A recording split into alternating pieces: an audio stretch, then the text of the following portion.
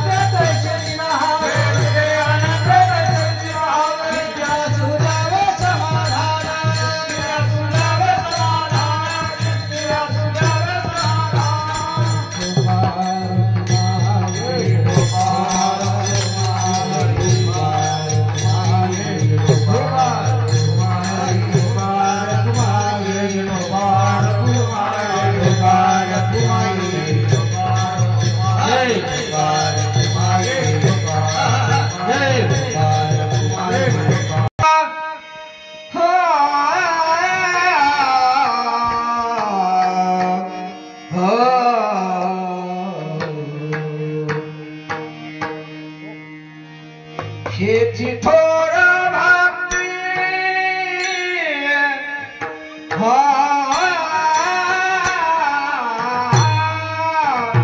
हेची थोर भक्ती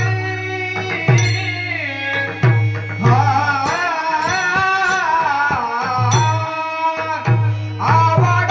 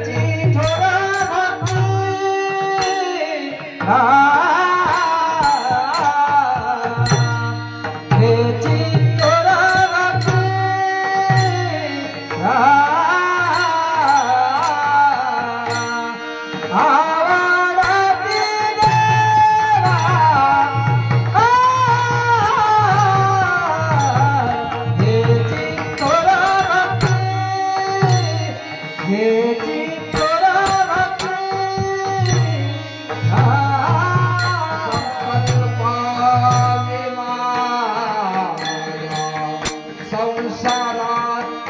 संकल्पा विमाया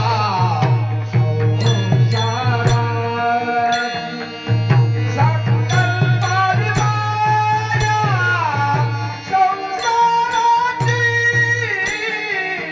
हेविले आनंद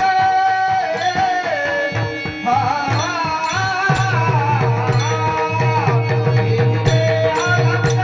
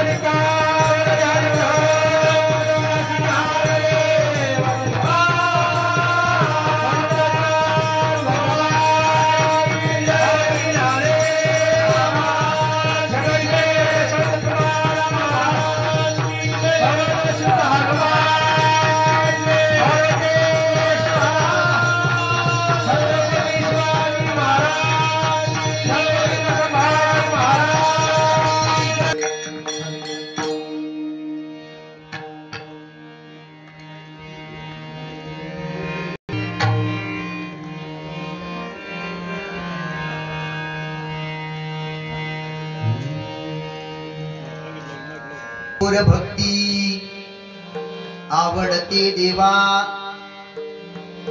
संकल्पावी माया संसाराची, ठेविले अनंते तैसेची राहावे, चित्ती असू द्यावे समाधान, वाहिल्या उद्वेग दुःखची केवळ, भोगणे ते फळ संचिताचे, ठेविले अनंते तैसेची राहावे, चित्ती असू द्यावे समाधान. तुका म्हणे घालू तयावरी भार, वाहू हा संसार देवापायी, ठेविले अनंते तैसेची राहावे, चित्ती असू द्यावे समाधान.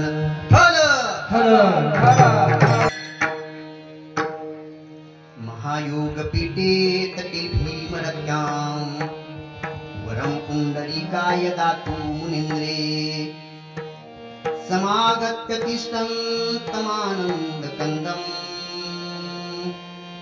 परब्रह्मलिङ्गं भजे पाण्डुरङ्गम्.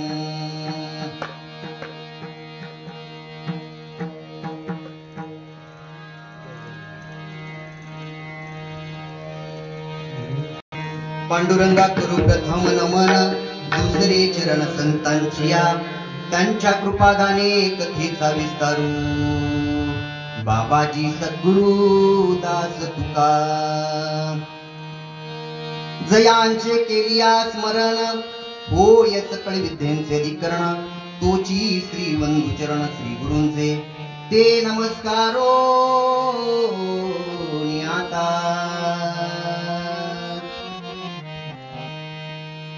मस्तक हे पायावरी,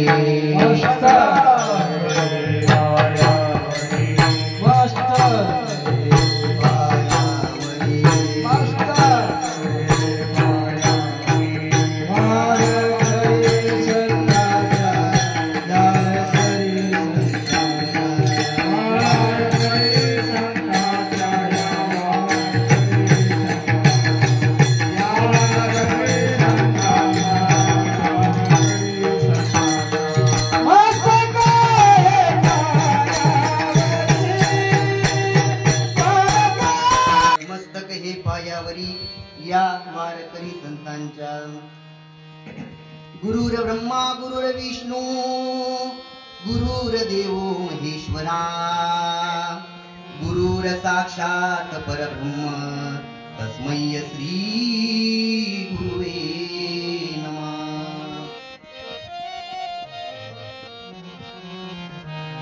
वक्रतुंड महाकाय,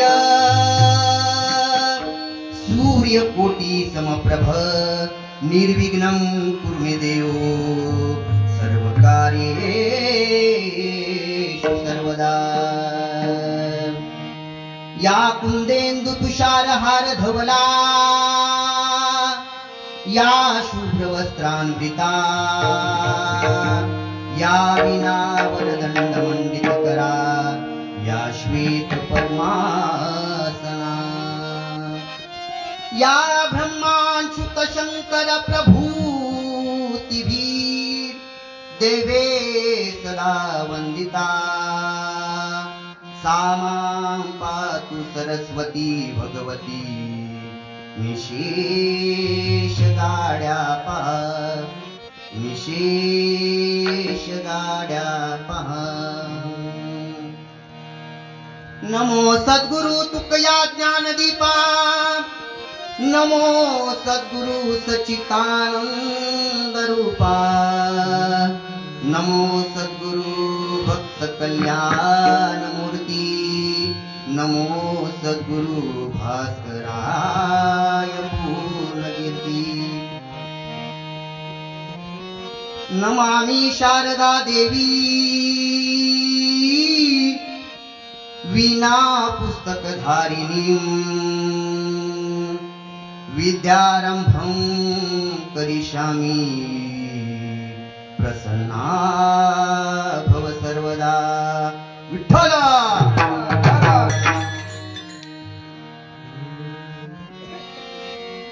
हेची थोर भक्ती आवडते देवा, संकल्पावी माया संसाराची, ठेविले अनंते तेसेची राहावे, चित्य सुद्यावे समाधान। प्रस्तुत कीर्तन रूपी सेवेकरता निवडलेला अभंग देहू निवासी संत तुकोबाराय यांचा, ज्यांनी खरोखरच या समाजाला भक्ती काय असते, भक्तीचं वर्णन कसं असावं, भक्ती कोणाबद्दल पाहिजे याचं सविस्तर असं विवेचन या 4 चरणाच्या अभंगातून तुकोबाराय आपल्या सर्वांसमोर मांडण्याचा प्रयत्न करतायत। विठ्ठल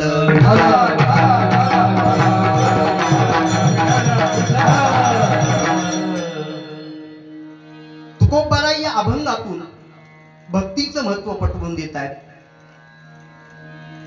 चारित्र्याच्या सिंचनातून संस्काराची रोपे उगवायला लावणारे विचार तुकोबारायांचे।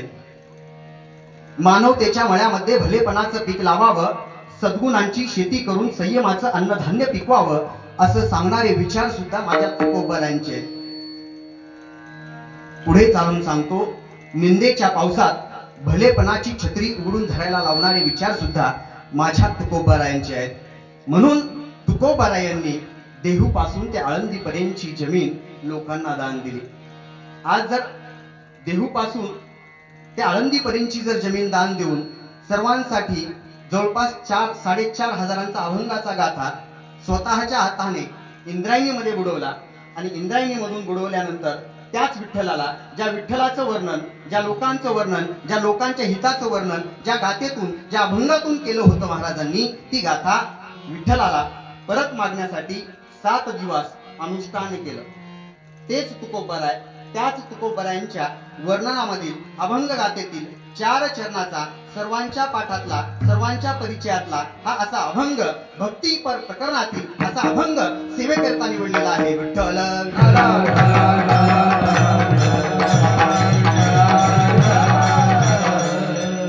अभंगाला प्रारंभ करण्यापूर्वी, अभंगाला सुरुवात करण्यापूर्वी छोटासा परिहार। मौजे आनंदवाडी या ठिकाणी होत असलेला प्रतिवर्षीप्रमाणे याही वर्षी चालत असलेला हा अखंड हरिनाम सप्ताह, या सप्ताहातील 4थ्या दिवसाची सेवा, बरोबर आहे ना? काल 3रा दिवस, आज 4थ्या दिवसाची सेवा माझ्यासारख्या पामराकडे आलेली आहे। म्हणजे मी एक पाईक आहे, या वारकरी संप्रदायाचा एक पाईक आहे आणि माझ्याकडून तुम्ही सर्वजण जे माझ्याकडे ज्यांची डोळे आहेत, ज्यांची डोळे आहेत, त्यांच्या माध्यमातून त्यांची म्हणजे तुमची जसा कृपा आशीर्वाद माझ्यावरती होईल, तुम्ही जशी माझ्याकडून सेवा करून घेणार त्या पद्धतीनं तुम्ही माझ्यावरती आशीर्वाद करायचा आहे आणि त्याच पद्धतीनं हा अभंग सोडवण्याचा मी प्रयत्न करणार आहे। विठ्ठल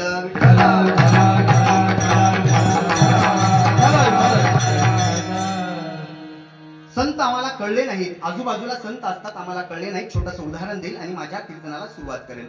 छोटंसं उदाहरण शुल्लक आहे। आपल्या आजूबाजूला संत असतात, ते कळत नाही, त्यांची किंमत कळत नाही। ते संत निघून गेल्यावरच त्यांची किंमत कळते। संत म्हणजे काय आता बघूयात। फकीर होता, फकीर शिर्डी साईबाबाचा फकीर होता आणि तो फकीर प्रत्येक दिवाळीला प्रत्येकाच्या दारात जावं आणि प्रत्येकाला दिव्यासाठी तेल मागावं। तेल द्या, कशाला? दिव्याला तेल द्या, दिवे प्रज्वलित करायचे आहेत आणि म्हणून त्याच्यासाठी आम्हाला तेल द्या, असं प्रत्येकाच्या दारात जावं आणि दिव्याला तेल मागावं। त्यावेळेस त्या फकीराला कोणीही तेल दिलं नाही, कोणीही दिलं नाही। फकीराला पुढल्या दारात जा अशा हेटाळण्यात व्हायच्या, त्यांना नावं ठेवली जायची। मला सांगा, दिव्याला तेल किती लागते? थोडंच लागते। आपल्या प्रपंचातलं, भाजीतलं थोडंसं शिल्लक जर दिलं दिव्यासाठी, प्रज्वलित करण्यासाठी, काय बिघडते का? तरी पण त्या काळी त्या फकीरला त्यांनी कुणीच दिलं नाही महाराज। मला सांगायचा मुद्दा एवढाच आहे। आज आम्ही पेपरला बातमी वाचतोय, टीव्ही मध्ये आम्हाला बातम्या ऐकायला भेटतात की त्या फकीराला कुणीतरी सोन्याचे दागिने दिले, सोन्याचा ताट दिला, बसायला सोन्याचा चौरंग दिला, चांदीचे विभूषण दिले, पाऊलं दिले. अशी प्रत्येक बातमी आम्हाला वाचायला भेटतात. खरं आहे का खोटं आहे? बोला की. सत्य परिस्थिती आहे. प्रत्येकाने बातम्या वाचल्या असतील. आज फकीर नसताना सर्व काही दिलं जात आहे, तर फकीर असताना फक्त दिव्याला तेल मागत होता.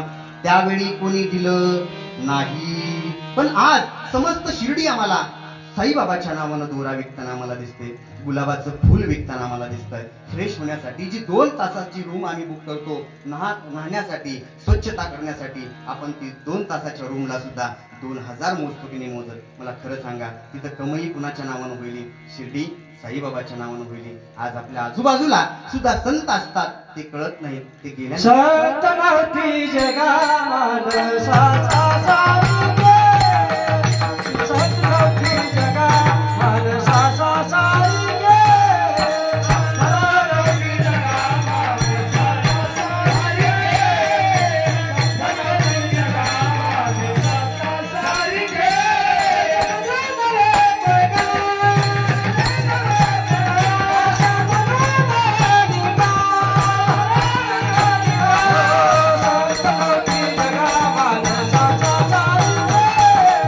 सतनावती जगा मानसाचा सारुगे.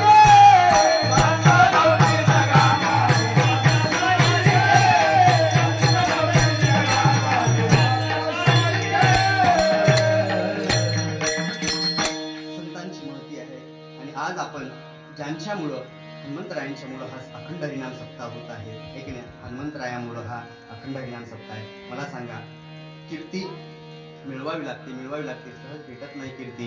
आज माझ्या साईबाबाची कीर्ती आहे, ज्ञानेश्वर महाराजांची कीर्ती आहे. मला सांगा ना, ज्ञानेश्वर महाराजांनी आता विश्वात्मकी देवे येणे वाक्यातनी तोषावे, तोषोनी मद द्यावे पसायदान. हे पसायदान आज आपल्या हितासाठी त्यांनी लिहिलं, सर्वांच्या हितासाठी त्यांनी मांडलं, वर्णन केलं. मला सांगा, ते जोपर्यंत आहेत तोपर्यंत त्याची किंमत कळत नाही. ते एकदा जर निघून गेले, या सृष्टीतून निघून गेल्यानंतर त्या व्यक्तींची, त्या संतांची कीर्ती आपल्याला करावी लागते. आणि खरोखरच मला सांगा, आज आपल्या लातूर जिल्ह्यामध्ये एखाद्या व्यक्तीनं 10 मेडिकल कॉलेज बांधले असतील बरं का, 10 मेडिकल कॉलेज बांधले असतील. त्या 10 मेडिकल कॉलेज ज्यांनी बांधलं ना, त्यांचं येणाऱ्या 2090 मध्ये कुणी नाव घेणार नाही महाराज, कुणी नाव घेणार नाही. खरं आहे का नाही? कुणी घेणार नाही. परंतु 5000 ते 7000 वर्ष झालं, 5000 ते 7000 वर्ष झालं त्या वानराची, त्या हनुमंतरायांची मंदिरं प्रत्येक गावोगावी आहेत. त्याला संत म्हणावं, विठ्ठल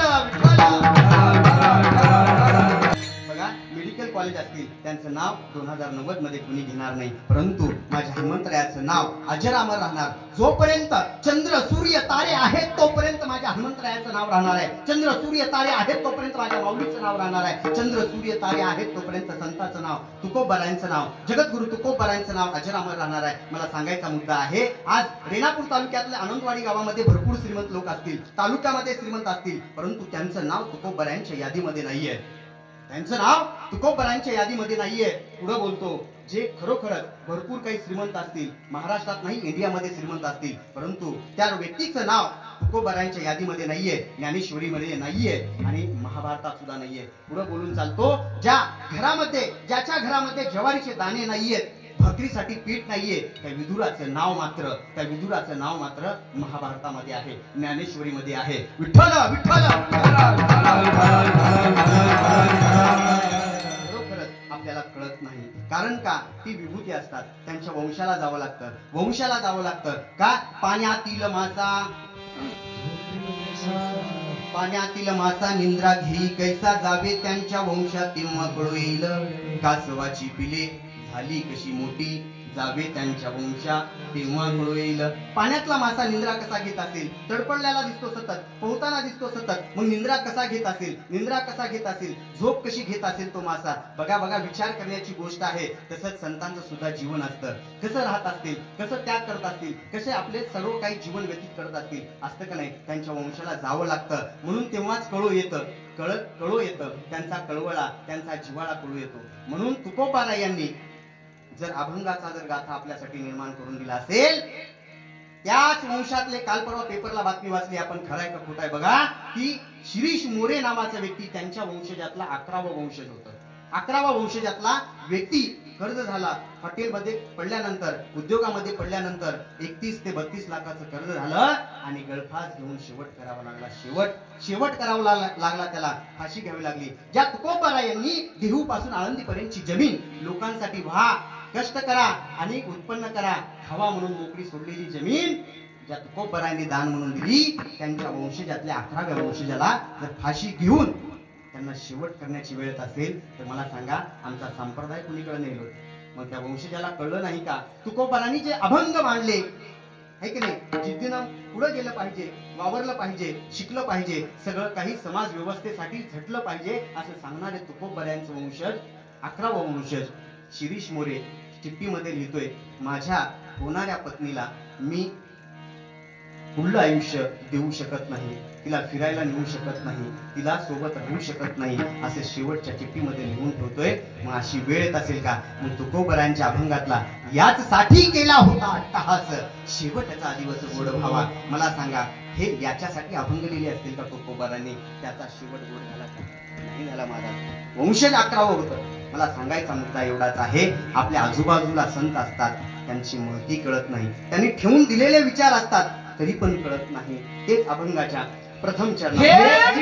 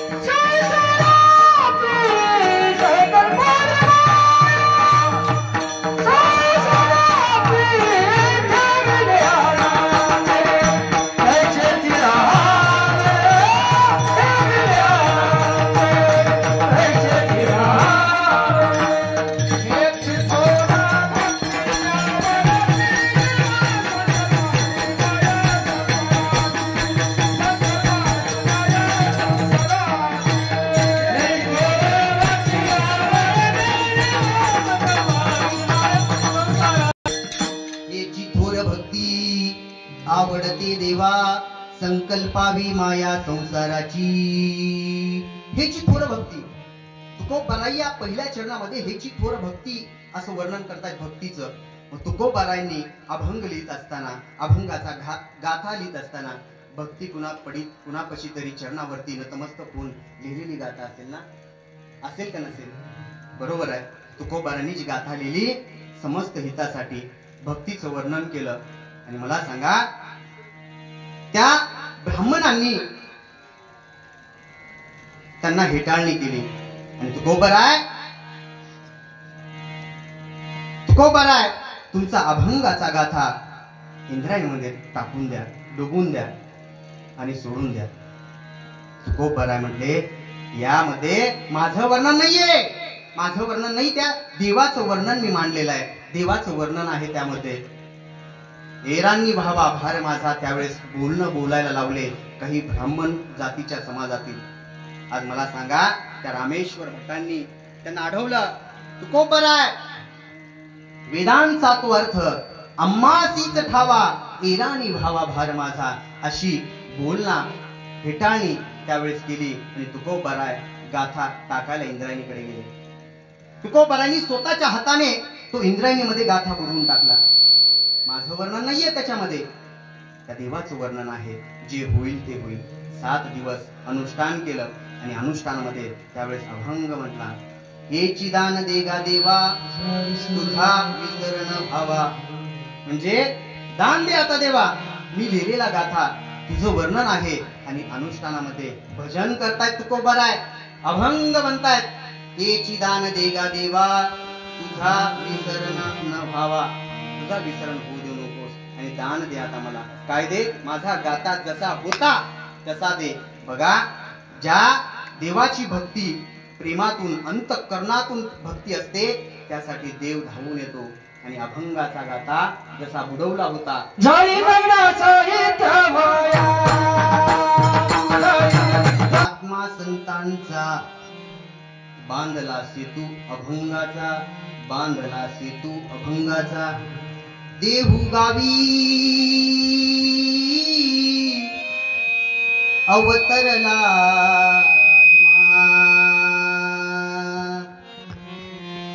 संतांचा, बांधला सेतू अभंगाचा. जो अभंगाचा सेतू बांधला त्या तुकोबरायांनी जो गाथा बुडवला होता ना, त्या देवानं जसा होता तसा दिला. फक्त याच्यासाठी 7 दिवस तुकोबाराय अन्न त्याग केला होता आणि 7 दिवस अन्न त्याग करून फक्त विठ्ठलाचं भजन, सतत नामस्मरण. देवा तुझं वर्णन आहे रे त्याच्यामध्ये, द्यायचं असेल तर दे. असं भजन रंगलं होतं. आणि त्या देवानं सुद्धा एकही पान बोललं नाही. कोरडा फट गाथा जसा बुडवला होता तसा त्या भक्तीचं वर्णन करणारा. आणि माझा भक्त आज 7 दिवस झाले उपाशी आहे, अन्न त्याग केलेला आहे, त्याच्यासाठी धावावं लागल, त्याच्यासाठी यावं लागल. आणि खरोखरच ज्या भक्तानं देवावर श्रद्धा ठेवलेली आहे, मनातून अंतःकरणातून भाव ठेवलेला आहे, त्या देवासाठी त्यांनी अनुष्ठान केलं होतं. त्या देवाला धावून यावं लागतं, धावून यावं लागतं. आणि त्यांच्या अंतःकरणाला जे जसा घाता होता तसा मिळाला. महाराज, मला सांगायचा मुद्दा आहे की भक्ती अशी असावी, वरवरून भक्ती नसावी.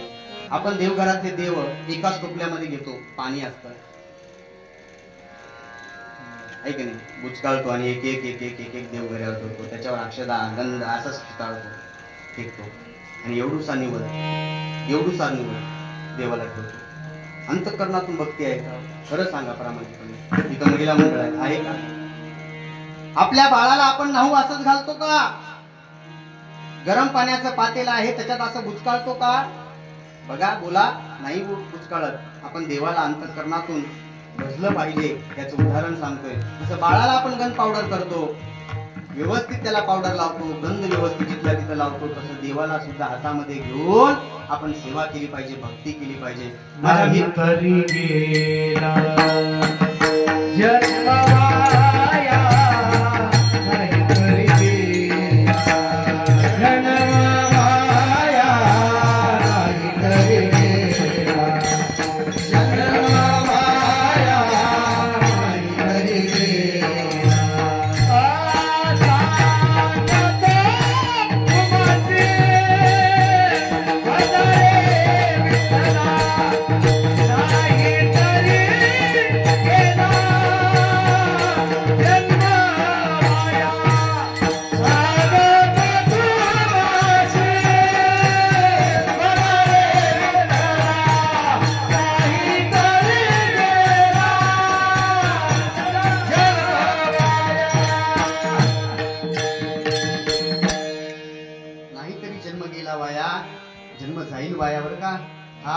या जीवनाला वंशमोर नाहीये, परत नाहीये.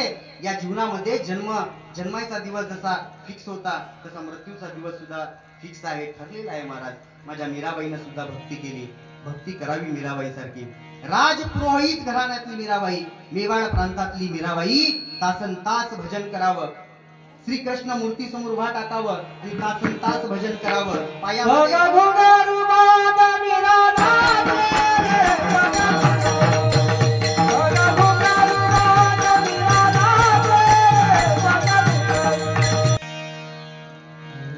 घुंगरू बांध कर मीरा नाची रे, पिवत पिवत हास्य रे. हसत हसत विश्वास लागला. माझा दृष्टांत पूर्ण झाल्यानंतर उचलला असता का महाराज, मामाश्री बरं वाटलं आहे की नाही? असू द्या. आहे का नाही? ते आतून येतंय भजन, आहे का? आतून येतंय. आणि खरोखरच मेवाड प्रांतातली मीराबाई आणि मीराबाईला राजपुरोहित घरानं प्रत्येक जण राजाला भेटण्यासाठी यायचा आणि भेटण्यासाठी आल्यानंतर ती मीराबाई प्रत्येकाला दिसायची. कृष्णाची मूर्ती आहे, पायामध्ये घुंगरू आहेत, हातामध्ये चिपळे आहेत, तासन तास भजन चालू आहे. श्री कृष्ण गोविंद हरे मुरारी हे नाथ नारायण वासुदेव. तासन तास भजन मीराबाईनं करावं, कृष्ण परमात्म्याला प्रसन्न करण्यासाठी, आपलंसं करण्यासाठी. मनातून चिंतन, भान विसरून जावं, कोण यायलंय कोण चाललंय याच्याशी काही घेणं देणं नाही, आणि तासन तास भजन चालू आहे. श्री कृष्ण गोविंद हरे मुरारी हे नाथ नारायण वासुदेव. ठरवलं संध्याकाळच्या वेळेला कलंक आहे आपल्या घराण्यासाठी, आपल्या राजघराण्यासाठी कलंक आहे, संपून टाकूयात. प्रत्येक जण आपल्याला भेटायला येणार म्हणताय. बावरी हो गई मीरा, पागल झाली मीरा असं म्हणतायत, हेटाळणी करतायत, हिनवणी करतायत. परंतु कुणालाही कळाली नाही मीराबाईची भक्ती. फक्त मीराबाई आपलंसं कृष्णाला परमात्म्याला आपलंसं करण्यासाठी भजन चालू होतं. शेवटी संध्याकाळच्या वेळेला नवरा बायकोचं अंतःकरण बोलणं चालू झालं, संभाषण चालू झालं, आणि राजा म्हणतोय राणीला की आपण आपल्या मुलीला विष पाजवून संपूयात, विषाचा प्याला देऊयात आणि आपल्या मीराबाईला संपून टाकूयात. मायबापाचं अंतःकरण बघा ना, काय वेळ आली त्यांच्यावर. पत्नीला प्रश्न पडला, पतिरायांकडून बोलावं का आपल्या पोटच्या गोळ्याकडून बोलावं? पोटचा गोळा म्हणजे मीराबाई, कुणाकडून बोलावं आपण? पतिरायांचा धर्म आहे, पती जसा बोलेल तसं वागलं पाहिजे असा धर्म आहे. पत्नीकडून आपण न्याय द्यावा का मुलीकडून न्याय द्यावा? दोन्ही मध्ये विवंचनेमध्ये पडली त्यांची पत्नी राणी, आणि ठरलं विषचा प्याला दिला महाराज, दिला. विषाचा प्याला दिल्यानंतर विष सुद्धा मीराबाईनं अमृत समजून पिलं, अमृत. आणि अमृत समजून पिल्यानंतर सुद्धा त्या विषाची बाधा त्या मीराबाईच्या हृदयावरती, चित्तावरती झाली नाही. का झाली नाही? कारण त्या देवाची कृपा तिच्या हृदयावरती, तिच्या चित्तावरती झाली होती. त्या देवाची, कृष्ण परमात्म्याची चित्तावर कृपा झाल्यामुळं त्या विषयाची बाधा तिच्या हृदयावरती झाली नाही. मला सांगायचा मुद्दा एवढाच आहे, भक्ती करावी, राशी करावी, अन्यथा करू नाही. भक्तीला जायचंच नाही, भक्ती पाहिजे अशी पाहिजे. मीराबाईचं उदाहरण, दुसरं उदाहरण देईन मी. माझ्या देशासाठी, माझ्या मातृभूमीसाठी शहीद झाले भगतसिंग. भक्ती कशी असावी? शहीद झाले, हसत हसत फासावर गेले. हसत हसत मीराबाईने विषचा प्याला पिला. अगदी तसंच त्याच पद्धतीनं सुद्धा भक्ती, देशावर भक्ती पाहिजे त्या भगतसिंगासारखी. या देशाची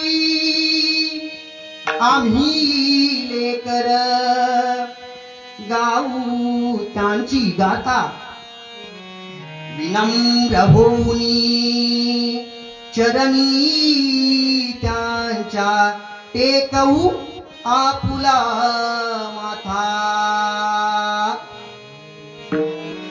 वंदे मातरम, वंदे मातरम.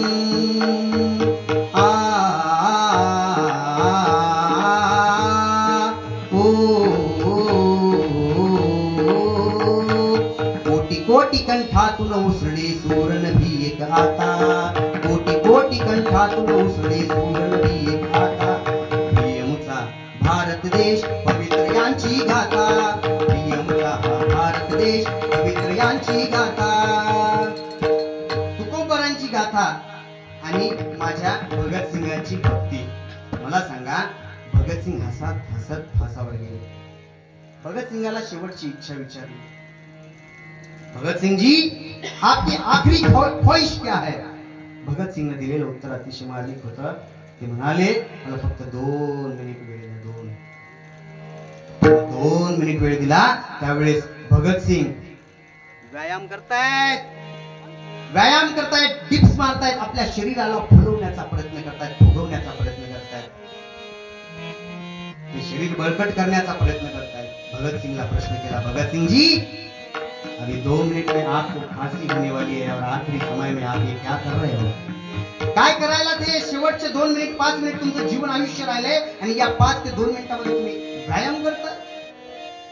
भगतसिंगने दिलेलं उत्तर अतिशय मार्मिक आहे. तो म्हणतोय मी माझ्या देशभूमीसाठी, माझ्या मातृभूमीसाठी मी अर्पण होतोय. माझ्या देवाला मी सुकलेली फुलं वाहणार नाही.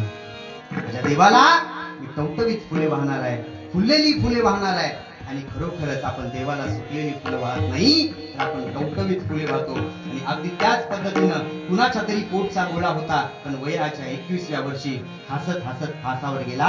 म्हणून आज आपण इथं कीर्तन करतोय, भजन करतोय. मला सांगा, बॉर्डरवरती ते सैनिक उभे आहेत, ते तिथं गोळ्या घेतात छातीवरती, म्हणून इथं आपण आनंदाची झोप घेतोय. अन्यथा आपल्याला झोप येणार नाही. खरंय खोट आहे? तिकडे शहीद होत आहेत. भारताला स्वातंत्र्य मिळालं नसतं तर आपण कुणाच्या तरी गुलामगिरीत राहिलो असतो, इंग्रजांच्या गुलामगिरीत आपण राहिलो असतो, जी हुजूरजी म्हणत राहिलो असतो, कुणाला तर सलाम घालत बसलो असतो. आपल्याला जे स्वातंत्र्य मिळालं, स्वातंत्र्याच्या जीवावरती आज आपण इथं मोकळे फिरतोय, आनंदाने वावरतोय. मला सांगा, हसत हसत भगतसिंगची भक्ती आम्हाला मान्य नाही का? हसत हसत भक्ती. अहो, असे कित्येक उदाहरण आहेत भक्तीबद्दलचे. भक्त प्रल्हाद असेल, रामायणामधली आपली शबरी असेल. काय भक्ती होती हो! किती दिवस वाट पाहिली शबरीनं, तर रामाची भक्ती होती तशी भक्ती असावी. भक्ती आपण करत नाही, आपण भक्ती वरवरली भक्ती करतो. तेच अभंगाच्या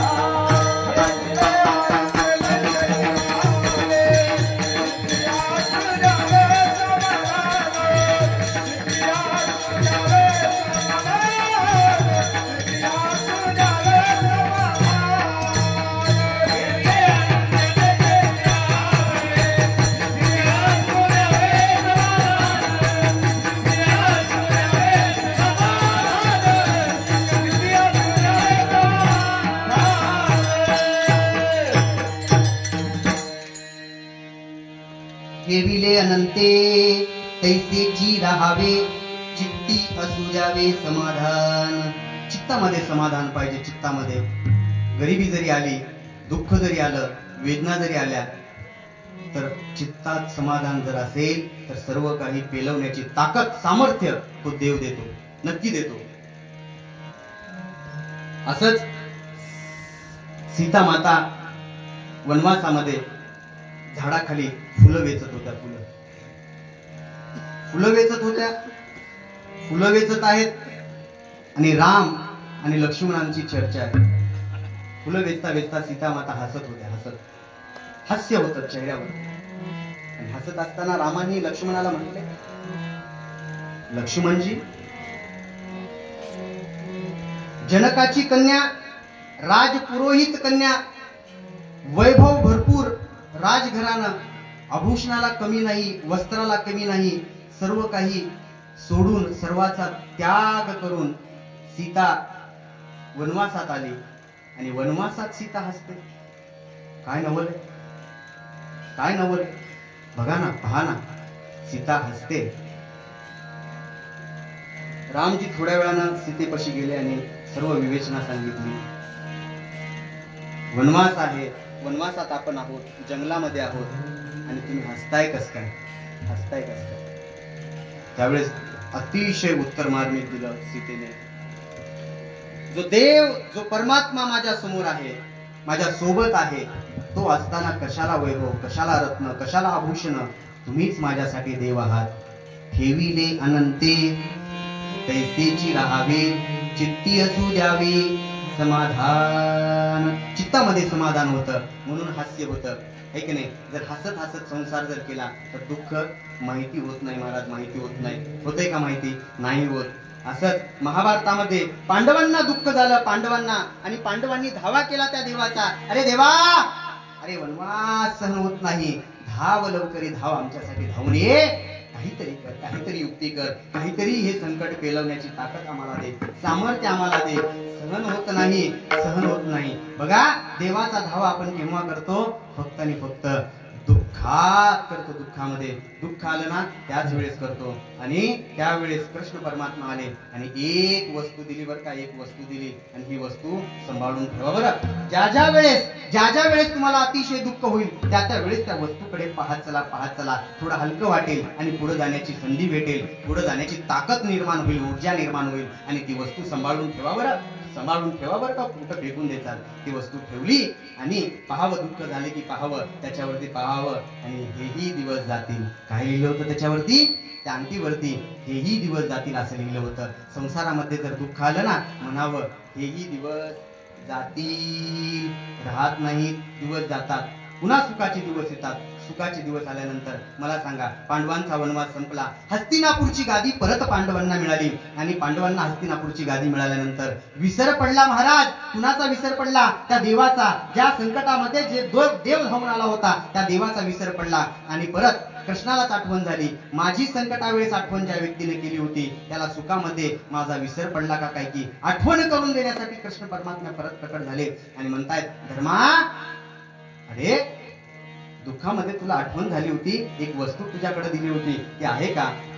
का विसरलास मला सुद्धा? का त्या वस्तूला सुद्धा विसरलास का? त्यावेळेस धर्म म्हणतोय हसत हसत, देवा, अरे संकटाच्या वेळेस तू तरी धावून आला होतास ना रे. तुझ्यामुळे हे संकट पेलवलं होतं, तुझ्यामुळेच हे संकट नाहीसं झालं होतं, आणि तुम्हाला कसं विसरून जाईल? हे तुम्ही दिलेली वस्तू आहे ना माझ्याकडे, कुठे आहे? परत वाचलं, हेही दिवस जातील.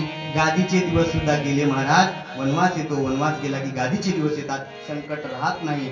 जर समजा संसारामध्ये सुद्धा माता माऊली, आपल्या घरामध्ये जर संकट आलं ना, एखादं संकट, दुःख आलं ना, दुःख दुःख दुःख दुःख करत बसायचं नाही. पाठीमागून एखादं सुख येत असतं, येणार असतं, आणि त्या सुखाची वाट आपण बघायची असते.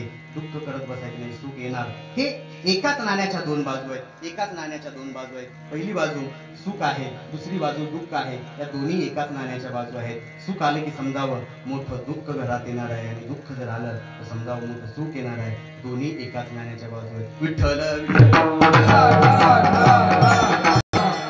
त्यावेळेस कृष्ण परमात्म्याने त्यांना जे समजून सांगितलं की ज्या ज्या वेळेस दुःख होईल ना त्यावेळेस माझा आठवण होतो, माझी आठवण होते. तेच अभंगाच्या तृतीयेच्या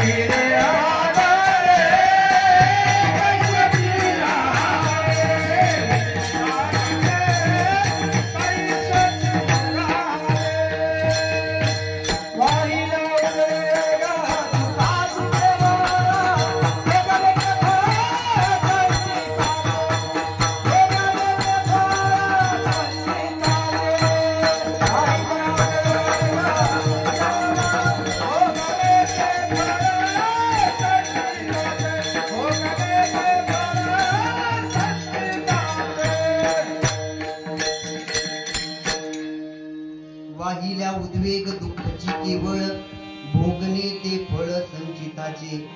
वाहिल्या उद्वेग दुःखाची केवळ आणि भोगणे ते फळ संचिताचे. बघा, भोगणे ते फळ संचिताचे या शब्दाकडे लक्ष द्या. जे संचित झालेलं आहे आपलं या जन्मीचं जे पुण्य कर्म आहे ते आपल्या सोबत जाणार आहे की नाही. जर आपण वाईट काही केलं असेल ते आपल्या दुसऱ्या जन्मी येत असतं. बघा, किताबे पढ़ने से ज्ञान नहीं मिलता. वाक्य ऐका बरं. किताबें पढ़ने से ज्ञान नहीं मिलता, मंदिर जाने से भगवान नहीं मिलता. लोग पत्थर इसलिए पूछते हैं क्योंकि विश्वास के लायक कोई इंसान नहीं मिलता. विश्वास ठेवावा लागेल आपल्याला, है की नाही. आज मला सांगा, प्रत्येकाकडे माय आहे की नाही. प्रत्येकाकडे आई आहे. चिंतन करा बरं, दिसेल का नाही आपल्या समोर. आठवायचा जर प्रयत्न केला तर आई दिसेल का नाही दिसणार का. कारण ती जन्म दिलेली आई आहे का नाही बाबा. आपण जर आठवलं ना माईला, आपल्या समोर अंतःकरणातून जर आठवलं ना, दिसते माय. आता दुसरा प्रश्न करतो, माझी माय आठवा बरं. माझी दिसेल का ह्या जन्मी. काय पुढलं जरी जन्म 7 जन्म जरी घेतले तरी माझी माय दिसणार नाही. का दिसणार नाही. कारण ती तुम्ही पाहिली नाही. तुम्ही तुमची माय पाहिली ना, है की नाही. पा दुधरोटी खा, पा दुधरोटी खा अशी म्हणणारी कोण असते. माय असते. माईचं अंतःकरण वेगळं आहे.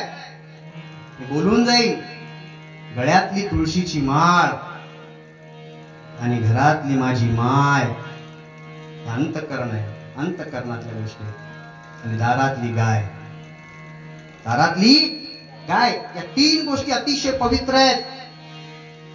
माईचं हृदय आज मुलासाठी जसं पेटून उठतं.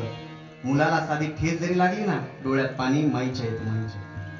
ठेस लागल्या बाळाला, बाळ तर रडायला लागलाय, परंतु अंतःकरणातून डोळ्यात अश्रू आणते ती माय असते. माय लेकुराचे हित लेकुराचे हित,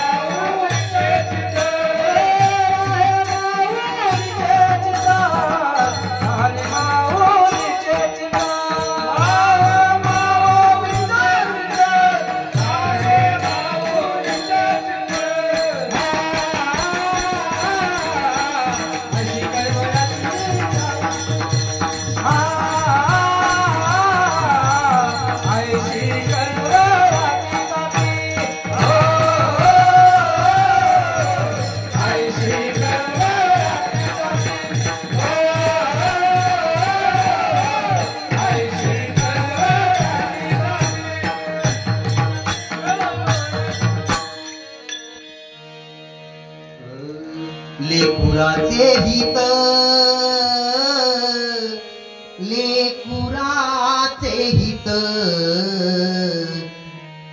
लेकुराचे हित, लेकुराचे हित, वाहे माऊलीचे चित्त, वाहे माऊलीचे चित्त. लेकुराचं हित पाहते ती माय असते. माय एका वृद्धाश्रमाच्या बाहेर एक माऊली रडत होती. हातामध्ये चिठ्ठी आहे. माऊली रडते. लातूरला कधी गेलात तर मेडिकल कॉलेज अलीकडे मातोश्री वृद्धाश्रम अवश्य भेट द्या. जीवन काय असतं, जीवन कशासाठी जगणं पाहिजे हे तिथं गेल्यानंतर कळतं. अनुभूती येते आपल्याला. जावं आपण. आळंदीला जसं जातो, प्रत्येक ठिकाणावरती भेट देतो. इथं काय, तिथं काय, हे काय, ते काय, तिथं कोणतं मंदिर आहे, इथं कोणतं मंदिर आहे, अशा प्रत्येक ठिकाणाला आपण भेट देतो. अगदी त्याच पद्धतीने आपण वृद्धाश्रमाला एकदा भेट द्या. त्या वृद्धाश्रमामध्ये पहा काय अवस्था आहे त्यांची. काय पाहिजे त्यांना, काय वेदना आहेत त्यांच्या, काय पाहिजे हे तिथं गेल्यानंतर समजेल. चिठ्ठी हातामध्ये माय रडते, ती काय झालं, हातातली चिठ्ठी घेतली, वाचून पाहिलं, त्याच्यामध्ये लिहिलं होतं, आई मी येणार आहे बरं का, तुला न्यायला येणार आहे, तुला येताना साडी आणणार आहे, खायला चांगलं चांगलं आणणार आहे, आई मी येणार आहे तुला न्यायला. चिठ्ठी वाचली, त्या मातेला सांगितलं, आजी रडू नका, तुमचा मुलगा तुम्हाला न्यायला येणार आहे आणि याच्यामध्ये लिहिले तुम्हाला एक चांगली साडी पण घेऊन येणार आहे आणि चांगलं खायला पण आणणार आहे. तुम्ही रडताय का बर, कशासाठी रडताय, कारण काय रडण्याचं, रडू नका रडू नका रडू नका. ती माऊली म्हणते, बाळा ही चिठ्ठी 6 महिन्याची, 6 महिने झालं या चिठ्ठीला मी वाचते. ही चिठ्ठी हातामध्ये आली ना, अगदी डोळ्यातून पाणी राहत नाही, राहत नाहीये. 6 महिने झालं मी वाट पाहते माझ्या बाळाची, आज येईल उद्या येईल. मी वाचली चिठ्ठी, पहिल्याच दिवशी आनंद झाला होता, पहिल्या दिवशीचे जे अश्रू होते ना ते आनंदाचे अश्रू होते, पण आज जे रडते ना, का येत नाही बाळ माझा म्हणून मी रडत आहे. आज येईल उद्या येईल, इकडून येईल तिकडून येईल, पाहते माझा बाळ मला एकतर दिवस येईल लिहिला, एकतर दिवस येईल लिहिला. बाळाला नाही, 6 महिने उलटून गेले, बाळाला नाही, बाळ येणार पण नाही. लेकुराचे हित वाहे माहुलीचे चित्त, याच्यासाठी माईने जन्म दिला का. अरे बाळांत म्हणजे बाळ आणि अंत, या 9 महिने 9 दिवसाच्या काळामध्ये एक एक दिवस माय मरते मरते, त्याला अंत म्हणतात, अंत म्हणून त्याला शब्द पडला बाळांत. बाळ अंत, अंत आहे. एखादी माऊली 9 महिने 9 दिवस बाळाला वागवते, शेवटी बाळ तर वाचलं जातं, नसता आई तरी वाचली जाते, कुणीतरी दोघांपैकी एकाचा मृत्यू होतो. जर समजा आपल्या माईला जन्म दिलाय ना, त्या माईला अंतःकरणातून सांभाळण्याची कृपा आपण करावी का. वाहे माऊलीचे चित्त. अरे माय जर उशिरा 11 ते 12 वाजले ना आपल्याला यायला लातूर वरून, तर जागी राहणारी ती कोण असते, तर माय असते. माय बायको झोपून जाईल, झोपून जाईल, तर माय जागी असते. कडी वाजेल का, दारावर थाप पडेल का, बाळ आला असेल का, बाळ उभा असेल का, अरे कुठं संकट आलं का, काय काय झालं असेल, माझ्या बाळाला सुखरूप येईल का, वाट बघणारी, शेवटपर्यंत घराची कडी वाजत नाही, बाळ झोपत नाही तोपर्यंत डोळा न लावणारी ती माय असते. माय आपण बघा, घराच्या बाहेर पडेपर्यंत पडताना बाळाची गाडी लांब पर्यंत जाते ना, तिथपर्यंत नजर माईची असते, माईची. गाव अंतःकरण आहे, अंतःकरण. आणि आज आम्ही पाहतोय प्रत्येक अवस्था बदलली महाराज, बदलली. तुम्हाला सांगा, लहानपणी तुम्हाला दात नव्हते ना, प्रत्येकाला दात नव्हते, जन्मताना होते का हो, नव्हते दात, कुणालाच दात नसतात, नसतात दात नसतात. त्यावेळेस माय माय त्या दुधामध्ये भाकर कुस्करते हो, बारीक करते, बारीक का, माझ्या बाळाला दात नाही, चमच्याने भरवते, खाता येईल त्याला, पोटामध्ये 4 घास जातील दुधाचे, भाकरीचे, म्हणून अंतःकरणातून खाऊ घालणारी माय असते. मला सांगा, शेवटी म्हातारपणी त्या माईचे आणि बापाचे दात पडतात हो, दात नसतात, वयोवृद्ध अवस्थेमुळे दात पडतात, परंतु त्यांना तो दुधातला घास खाऊ घालणारा मुलगा नसतो. कारण आपली भाऊली आली ना, भाऊली 21व्या वर्षी, ती भाऊली घेऊन बाजूला राहतो, माईला दुसऱ्या खोलीमध्ये ठेवतो आणि भांडणं वाद सुरू करतो. नाही ठेवायचं, नाही राहायचं मला तुझ्यासोबत, तू किरकिरी करतेस, तू चिडचिड करतेस. अरे मला सांगा, तुम्ही रडताना बाळू त्यामध्ये तुम्ही रडत होतात, त्यावेळेस सांभाळणारी, शांत करणारी, दूध पाजणारी, अंतःकरणातून प्रेम देणारी, जिव्हाळा देणारी कोण होती हो. त्यावेळेस का म्हणली नाही, तू चिडचिड करायलास, तू रडलास, चिरकलास, बोंबललास, भाकर खाल्ला नाहीस, मला झोप येऊ दिला नाहीस, असं म्हणणारी माय म्हणते का हो, म्हणत. तू रडायलास रात्री बेरात्री 1 वाजले, तुझ्या माईची झोप मोड होत होती, तुला ताप होती, फणफण होती, मेंदूला ताप जाईल म्हणून पट्ट्या पाण्याच्या वल्ल्या करणारी ती माय होती. माय रात्रभर जागणारी. तू रडलास म्हणून चापट मारली नाही रे तिला, तुला चापट नाही मारली, तू रडत होतास, झोप येत नव्हती, लाता मारत होतास, तरी पण लाता खाऊन सुद्धा सांभाळणारी अंतःकरणातून ती माय असते. आणि आज माझ्या माईचे दात पडलेत ना, गरज आहे हो भाकरीची, दूध भाकरीची गरज आहे. पाणी आणून देण्याची गरज आहे, पाय दाबण्याची गरज आहे, जवळ बसण्याची गरज आहे, अंतःकरणातून मया करण्याची गरज आहे. तर आपण ती राहिली नाही हो महाराज, राहिली नाही. कुठंतरी या कीर्तनाच्या माध्यमातून आम्हाला संधी भेटते आणि आम्ही ती मांडण्याचा प्रयोग करतो. मला सांगा, अंतःकरण माहीच आहे, वाहिल्या उद्वेग दुःखची केवळ भोगणे ते फळ संचिताचे. अभंगामध्ये सांगितले, 3ऱ्या चरणामध्ये तुकोबारायांनी का सांगितलं असेल? अंतःकरण आहे, अंतःकरण. आज एवढे अभंगांची गाथा निर्माण केली. विचार करण्याची गोष्ट आहे, पावला पावलाने. ते होत आहे का नाही होत आहे, खरं आहे का नाही खोट आहे? आज परिस्थिती बदलून गेली.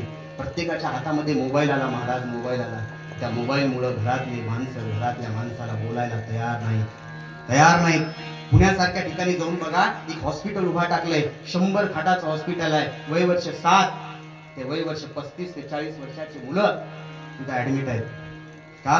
फक्त मोबाईल पासून दूर राहण्यासाठी. आज ते मोबाईल नाही, चपलीला हातावर घेतलेत आणि चपलीचेच बटन असे दाबल्यावर करायचे. डोके भ्रमिष्ट झालेत. कुठंतरी विचार करण्याची काळाची गरज आहे. आज तुम्ही बघितलं, त्या दिवशी एका मुलीनं कीर्तन केलं संस्थेतल्या आमच्या कैवल्य तेज गुरुकुल शिक्षणामध्ये. अशा ठिकाणी मुलं टाका, पुढे भविष्यामध्ये हॉस्पिटलला नेऊन टाकायची वेळ येणार. काय बोललो? काळजात लिहून ठेवा. आज जर तुम्ही संस्कार दिले त्या मुलांना, तर तुमचा मुलगा भविष्यामध्ये तुम्हाला सांभाळेल. अन्यथा तो सांभाळणार नाही, याची 100% खात्री आहे. आज संप्रदायामध्ये, आज मला सांगा, कित्येक वर्ष झाला हा संप्रदाय चालू आहे. प्रत्येक जण म्हणते माळ घाला. प्रत्येक जण म्हणते. आज मला सांगा, माझी उभारून ताक करणारी आजी, उभारून ताक करायची उभारून. तुम्ही आठवा प्रत्येक लहानपणीचे दिवस. कसलीच गोळी खात नव्हती हो. गौरी थापायची. गौरी थापताना सुद्धा माझ्या माईनं त्या 5 बोट उमटावे तोपर्यंत गौरी थापली जायची. आज गौरी बी नाही, लाकूड बी नाही. एक काय म्हणते त्याला, काय म्हणते, लायटर. काय म्हणते, लायटर नाही. आज विचार करण्याची गोष्ट आहे. प्रत्येक विचार करण्याची गोष्ट आहे. अभंग नुसतं वाचायसाठी नाही आहेत, समजून घेण्यासाठी अभंग आहे. तुकोबारांचे अभंग असतील, ज्ञानेश्वर महाराजांच्या ओव्या असतील, विचार करण्यासाठी आहेत. नुसतं गाऊन मोकळं होता येणार नाही, त्याच्यावरती एका शब्दावरती विचार करण्यासाठी चिंतन असतं. खरंय का खोट आहे? आज आयुष्य 30 वर्षावर येऊन ठेवलंय. पूर्वी 100 ते 105 125 वर्षापर्यंत जगणारे म्हातारे लोक आम्हाला दिसायचे. आज ती संख्या कमी होताना आम्हाला दिसते. त्याचं मागचं कारण आहे, जे आम्ही शेतामध्ये फवारणी करतोय, ती शेतामधली फवारणी विष पेरतोय. आपण विष पेरतोय प्रत्येक क्षणी, विष पेरतोय. म्हणून आयुष्य आपलं 30 वर्षाचं झालं. प्रत्येक जण आज बघा गुडघ्याचे पेशंट आहेत, प्रत्येक जण बघा किडनीचे पेशंट आहेत, कॅन्सरचे पेशंट आहेत. आज येणाऱ्या 4 ते 5 वर्ष थांबा, एका गावामध्ये कमीत कमी 40% लोक कॅन्सरने ग्रस्त असतात. बघा, आयुष्य कमी झालं. प्रत्येक गोष्ट विचार करण्याची गोष्ट आहे. आणि तुकोबाराय सांगताय ते खोट आहे का? वाहिल्या उद्वेग दुःखची केवळ भोगणे ते फळ संचिताचे. आपण संचय करतोय, फवारणी करतोय, म्हणजे कोण पेरतय ते? आपण पेरायलो आहे की नाही? बघा, काँग्रेस पेरावं लागतंय का? आंब्याची कोय लावावं लागते. काँग्रेस पेरावं लागत नाही. चांगलं आहे ते पेरावं लागतं. एक दाना पेरला ज्वारीचा तर त्याचे 100 दाणे होतात. मान्य आहे काही गोष्ट? एक दाना पेरल्यावर किती दाणे उत्पन्न होतात? 100 दाणे उत्पन्न होतात. आपण एक वाईट जर गोष्ट पेरली ना, तर 100 उमटतात. आज या क्षेत्रात पूर्वी म्हणायचे, मी जर केलं ना, माझ्या बाळाला होतंय, नातवाला होतंय ते. तू आता केलास ना, तुला आत्ताच आहे, इथंच आहे. याची देही याची डोळा, याच देहात या डोळ्यात पाहावं लागेल. हे सगळं सत्य आहे. मातीत शांत निजलेले जरी बीज नैना दिसते, घनवळता आषाढाची मज नौखी चाऊल होते. बघा, दुःखची केवळ आहे. भोगणे ते फळ संचिताचे. संचिताचं भोगायची वेळ आहे.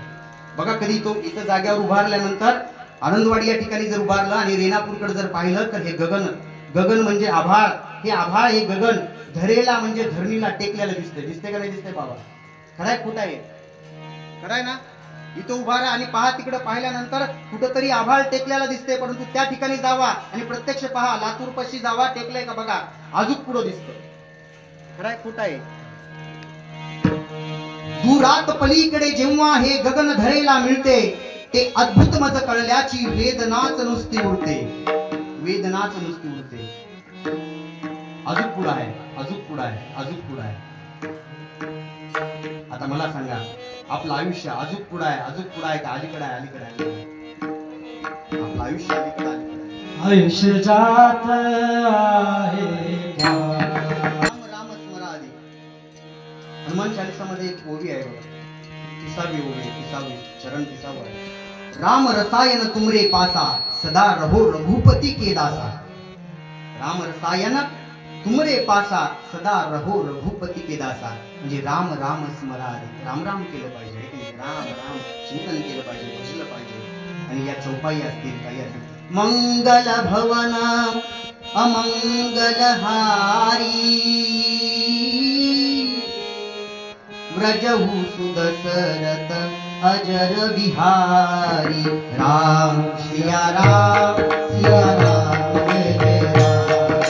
राम सिया राम, सिया राम जय जय राम.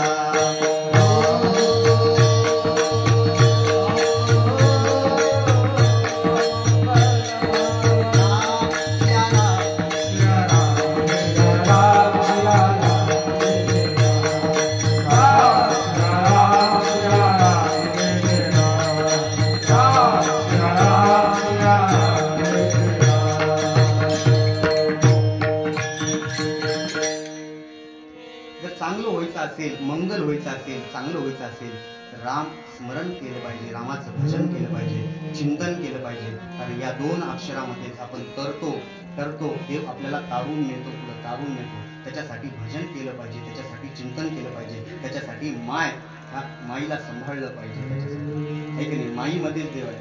कशाला जाता काशी रामेश्वर, है की नाही, तीर्था चरणावरतीच तीर्थ आहे माईच्या आणि बापाच्या. त्याच्यासाठी आपण बसलं पाहिजे. आणि एकदा आता आपण प्रेमाने भजन करूया. सगळ्यांनी हात खाली ठेवा आणि त्या देवाला आठवण करा. ढोबा रघुमाई, ढोबा रघुमाई, ढोबा रघुमाई, ढोबा रघुमाई, ढोबा रघुमाई,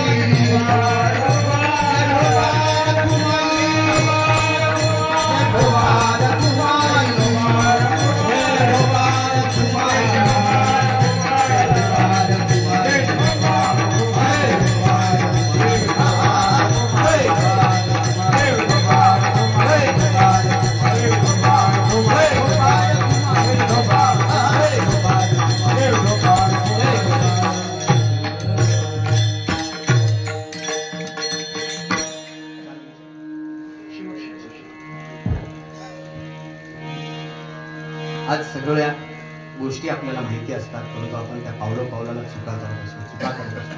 त्या चुकामधून आपल्याला शिकायचंय. आज बघा, त्या दिवशी आम्ही आलो होतो, बालगोपाळ होते, लहान चिमुकले होते, तिथे या ठिकाणी पावलं खेळत होते. संस्काराची आज काळाची गरज आहे. परत एकदा सांगतो, कैवल्य तेज संगीत विद्यालय, वारकरी शिक्षण संस्था, 2 गव्हर्नमेंटचे जॉब सोडले. कशासाठी सोडलेत? कारण मुलं घडवण्यासाठी सोडलेत. इथं उदाहरण आहे, माझ्याकडे 3 मुलं, एकाच कुटुंबातले 3 मुलं शिकायला होते.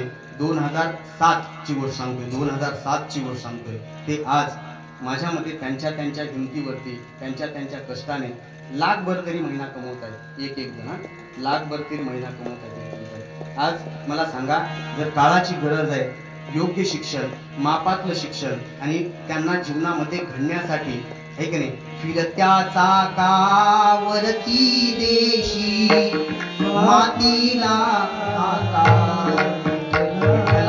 तू बेडा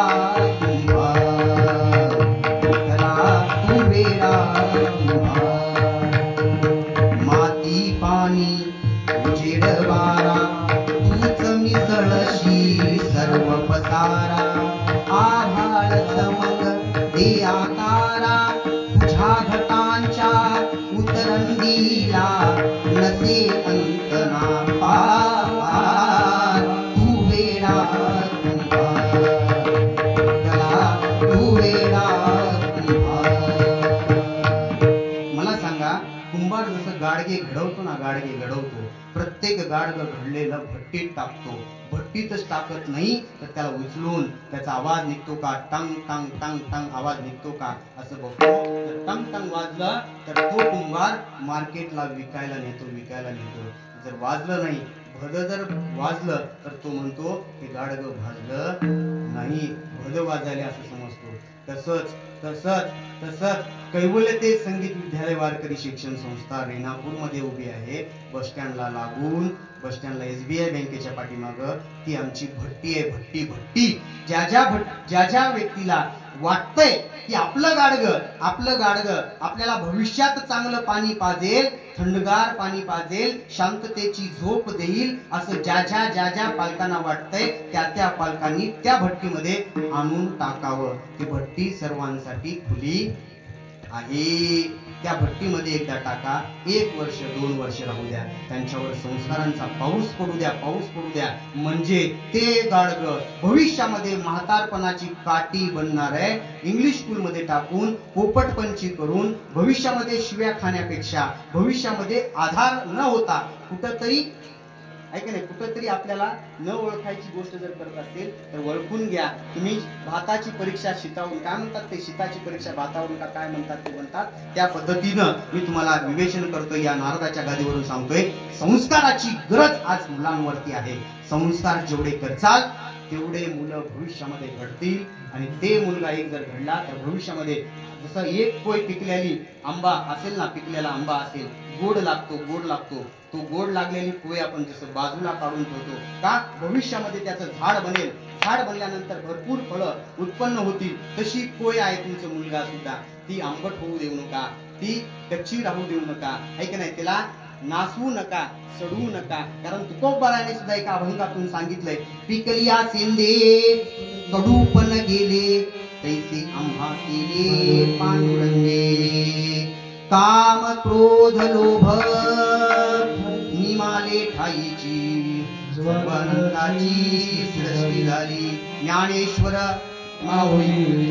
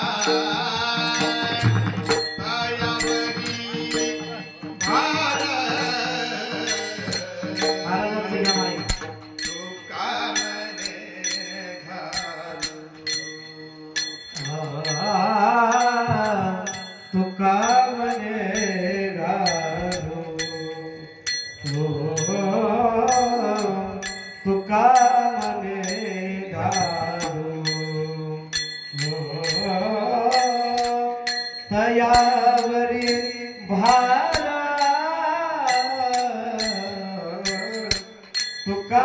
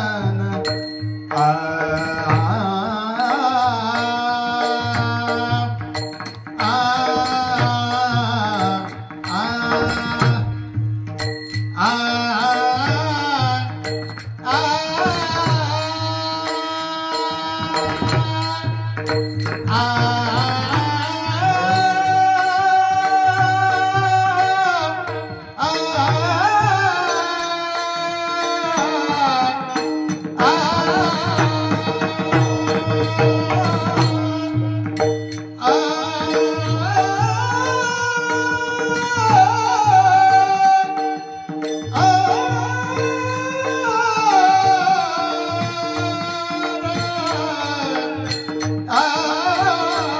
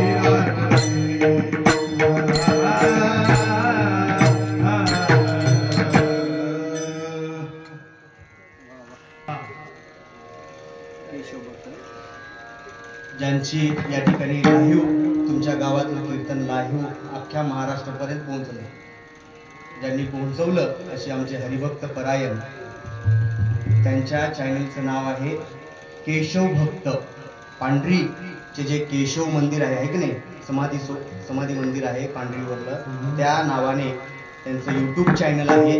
त्या केशव भक्त या चॅनलवरती जर आपण सबस्क्राईब जर केलं तर तुम्हाला हे कीर्तन तुम्ही सुद्धा त्या कीर्तनात पाहायला भेटणार आहे. आणि खरोखरच त्यांच्यासाठी एकदा जोरदार टाळी झाली पाहिजे, कारण तुमच्या गावामध्ये तुमच्या गावाचं दर्शन आनंदवाडी हे नाव आता पूर्ण महाराष्ट्रभर पोहोचवण्याचं काम त्यांच्याकडे आहे, म्हणून त्यांच्यासाठी परत एकदा जोरदार टाळी. ज्यांची खरोखरच गंधर्वासारखे गायक माझ्या सेवेला खरोखरच सर नाही खरंच आवाज मिळवलाय तुम्ही आहे की नाही. सरस्वती माता तुमच्या स्वरामध्ये आहे आणि कालच भेट झाली होती परवा दिवशी आहे की नाही.